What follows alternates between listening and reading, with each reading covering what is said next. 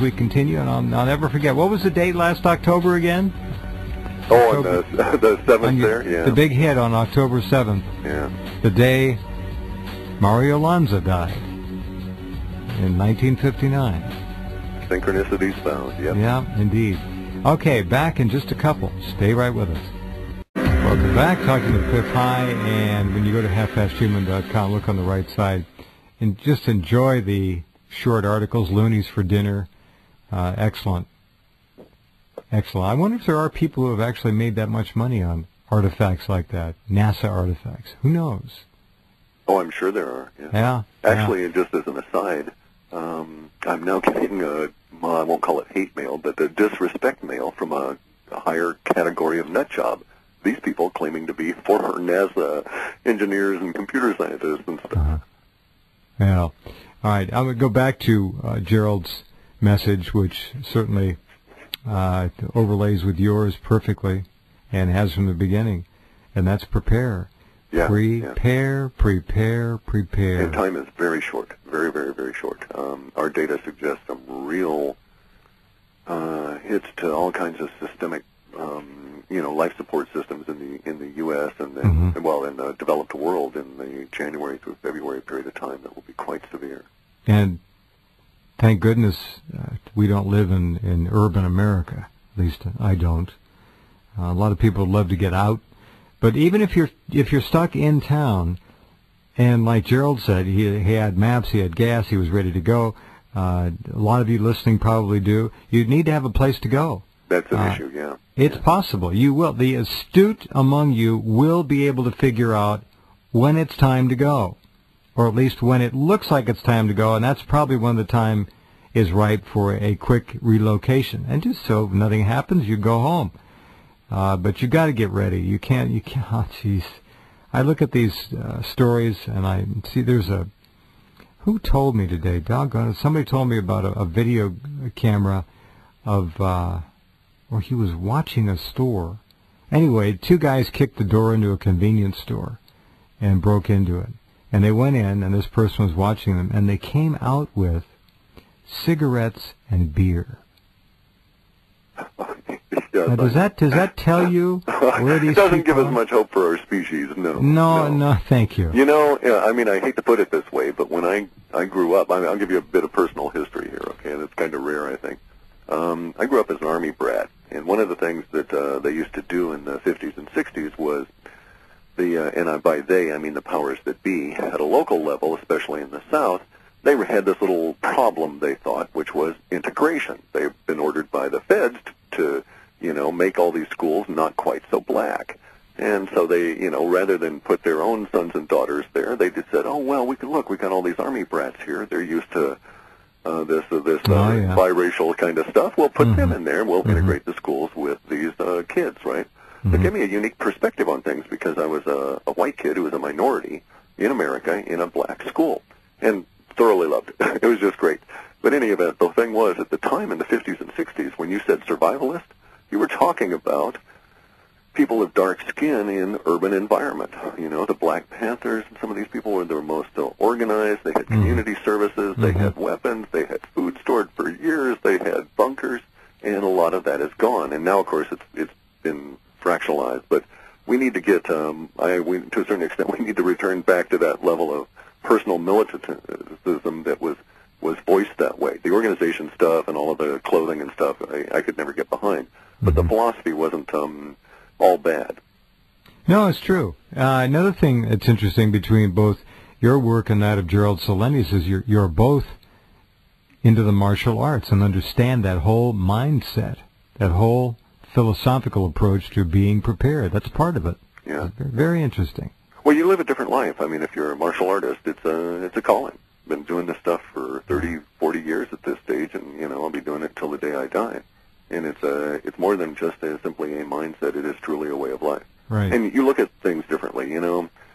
Like the powers that be are not evil, nasty, rotten bastards. They may, as David Icke says, be shape-shifting reptilians, and we'll have to deal with that. But at the human level, if I deal with them as a human and a martial artist, I realize that a lot of them are going to have to die. I'm sorry about that, but I don't wish it that way, because I would prefer that we just educate them. In my particular art, it's like Aikido.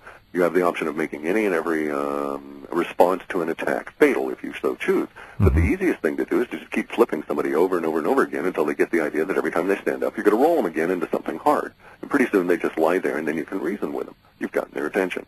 And in this case, it is the attacks that they're making on us that is despicable, that is truly evil. And I think we demean ourselves by making the people evil. These people are frightened. They have no moral compass. They don't know what they're doing. They're psychopathic. Sure they are. But we need not imbue them with a power that they do not have. And if you take the appropriate martial art status here, then you end up with, a certain kind of passion, if you will, that says, okay, we're in for it. Bring it on and let's get serious about this, because I am not responding to your evil with an evil of myself by perpetuating that energy, by making you the object of it. I'm just dealing with your behavior, and we'll soon get that out of you. Sort of an instant re-education. Very good. But speaking of other subjects here, I'd like to do a quick little offer. We got a break here coming up. This is that little memering, that little radical experiment. Now, hang on, would you, Cliff, because we got a break here. Let's do it on the other side of that. And just briefly, since our 2-hour extravaganza, our 2012, what's been the response? Well, an outpouring of distemper, if you will, on the part of all kinds of people that was unexpected, and a lot of scientists that got on my case, and then all of a sudden, a couple of weeks ago, NASA started echoing a lot of the things I was saying. Yeah, they did, and that was very interesting. That was very enlightening, Yeah. Okay. It's still up at Rense.com. You can listen to it anytime on the left-hand side of the home page with Cliff. Back in just a couple minutes, and do stop by halfpasthuman.com, The Shape of Things to Come. Available right now, issue 3 for $10. Back in a minute. And welcome back. Talking to Cliff High this hour. Little note of the unusual, if not the obscene. New York is about to release a 100-year-old convicted child molester sex offender. They're going to let him go. He's leaving the halfway house, and the people at the halfway house say that the old guy has not changed one bit from the manipulator who used his grandfatherly charm to snare and rape victims as young as 4. What a weird world this is. 100 years old. The guy was just at it 10, 15 years ago. So, I don't know. All right, what's up? Well, the little bit of radical linguistic experiment I wanted to try here involves making a free offer, but as with anything that's free, we need to note the cost, even though there's no price. Oh, yes. Okay. And the cost in this case is that I'm going to ask, or make an offer, and as part of it, I want people to put the words Gary McKinnon in a subject line or a email text. Okay. And this will cause certain things to occur. And what we're actually doing is a form of engineering of a meme. A meme is a thought virus. We're taking it one level further, and we're doing what we call memering, homage to the people at the Pentagon and the E-ring there. And we're doing a bit of memering and engineering a meme that will alter how the databases work and the kind of results that they're getting relative to Gary McKinnon, who's this poor fellow in England who happened to discover that NASA was stupid enough, along with a bunch of other federal agencies, to use an image of an unpassword-protected operating system on their computers, and he went snooping in open doors, basically, and saw what he shouldn't see, and now they're trying to come and sit on this guy. And, by the way, may have seen a lot more than he has, to date, released and talked about. That, I think, is what this is really all about. I'm sure that that's what this is about, and they're probably wondering why he's kept his mouth shut, but because I believe he's honorable, and that he was acting as he said he was. In any event, I like the guy. I've seen him on a couple of interviews, and he's a regular human, so I wanted to see what I could do to help him. And so some of the things that I can do, I mean, I'm an old fellow, and I've got responsibilities here, so it's not like I can go and kick the crap out of the federal government on his behalf. However, I can make it a little bit more difficult for them to substantiate their situation around him and cause problems for the Sort of bluntly, the bastards on the other end, who, by the way, my phone just went hollow now, and so they're listening direct. Oh, yeah.